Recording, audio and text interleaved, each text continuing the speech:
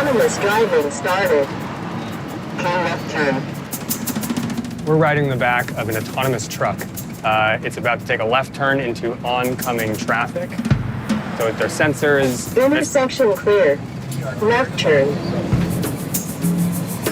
It's accelerating on its own, it's braking on its own, it's steering on its own. The trucking in the United States is like a $700 billion a year industry, and it employs 1.8 million people. Thus far, it's been pretty immune to the changes of globalization and technology, but that's about to change with technology like this. Left turn.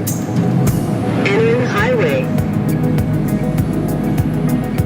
There's an operator here, there's a safety engineer here, because they're still experimenting, it's still kind of in development. Speed limit 65. Have you put your hand on the wheel at any point? Not at all. This is like a pretty complex traffic situation. There are cars merging, there are cars passing us. This truck is changing lanes to go around slow traffic, anticipating when people are stopping. And honestly, I just like kind of can't believe it. It's driving itself, and it's doing a pretty good job. Right turn. Here we go, making our right turn into our driveway. We recognize that this is a highly disruptive technology on the order of 10 million people, and displacing rapidly that many people would have a dramatic societal impact. We certainly don't want to see that. We're not targeting that. We're focused on relieving a shortage. But what we're hoping is that there will be a natural evolution into the jobs of the future, just as there has been in every other technological change. What do you tell a trucker? We try not to tell truckers things, we try to listen.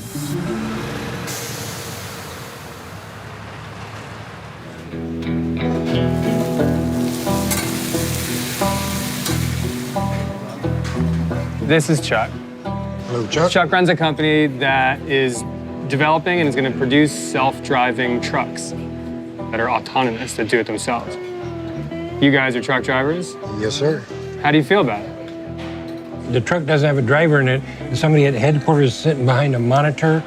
No, there's a driver in there. No, There's gonna in the future, when there isn't, once it's fully tested and we don't need to have a driver in the driver vehicle. assist. No, it's not driver assist, it is purely self-driving. So like a GPS, basically, you're going from point A to point B. There's GPS in it, there's a lot of tech, but GPS is a part of it. Okay. He took me into one of his trucks today. We did like a 90-minute run up and down I-10. Traffic was merging in, it was changing lanes, it was braking, it was accelerating. It was like So does it do really good when the cars cut you off? a car cut us off. And you know what? It didn't slam on the brakes. The truck just kind of kept rolling. How's your equipment handling the high winds? We're actually surprisingly good Really? in high winds. How much weight in the trailer? We've gone empty and loaded. Empty and loaded. Yes, sir. We have very complex control algorithms, and now we hold it with such precision that it is perfectly straight.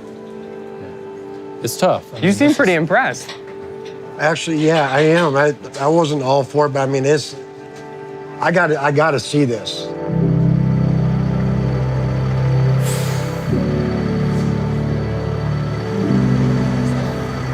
That's laser. That's LiDAR. It's a laser, like a laser radar. What do you love about driving a truck? Oh, God. I love to drive. Me, it's a privilege. It's a privilege to get out there, get behind the wheel of 80,000 pounds, drive that thing down the road, knowing, hey, you know what? I can do this. You can't do it. No, I can't. And I know I'm providing the U.S. I'm providing the world with whatever I got on the back of my freight. I deliver your clothes, your food that you're eating. A lot of people don't see that. And it's a good feeling as a driver, as a human being. You really got to have faith to rely on, is this going to kill me or? Yep, and we'll have to do a lot of testing to Wow. prove that. All right. That's definitely different.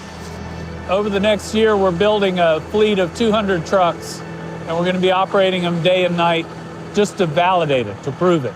We have to prove to you, we have to prove to the regulators, to the states, we have to prove to ourselves. When you ask me what would I do if I didn't drive, I can't honestly answer that because I really don't know what I would do. I'd be scared.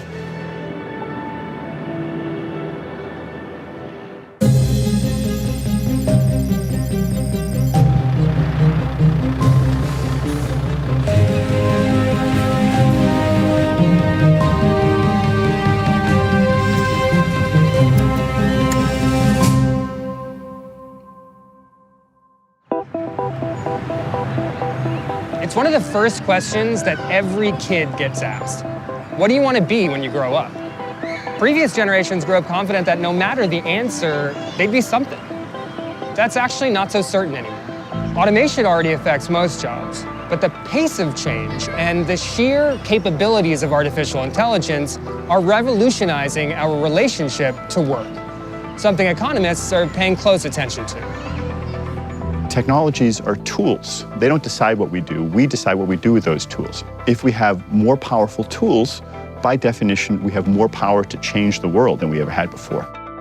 It took about 600 years for global average incomes to increase by 50%. Wow. Here we are from 1988 to now, almost 50% or more increases across the board of humanity. This is because of economic freedom and because of technological progress. It just expands the possibilities and therefore expands our income so much more quickly than we've ever seen before.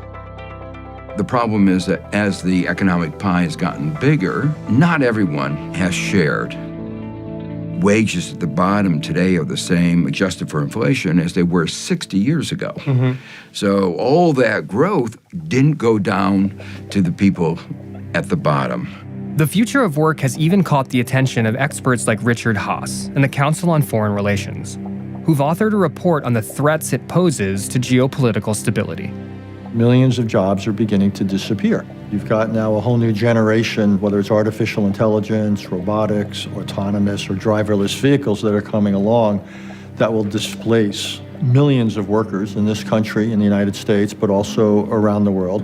And if suddenly these technologies come along and they destroy our existing relationships, the stakes for us as individuals are enormous. And unless we can replace all that, what's going to come of us?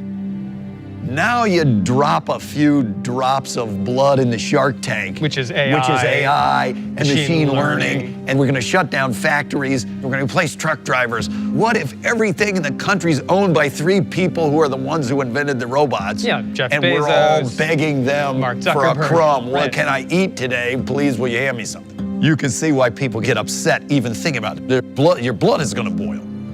The discontent that is evident in the Brexit vote in 2016, the vote for Trump in 2016, what is very clear, there's a lot of discontent. A lot of people have not been doing very well. It isn't clear how long we have before the political system comes under enormous stresses.